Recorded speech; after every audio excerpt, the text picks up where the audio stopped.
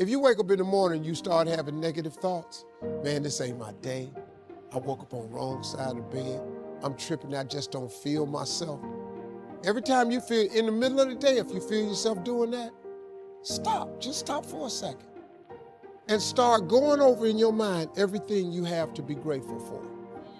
Not everything you want, everything you already have. Because what you have is substantial. You just haven't gone over the list and taken inventory in a long time. But the fact that you can walk, that's a blessing.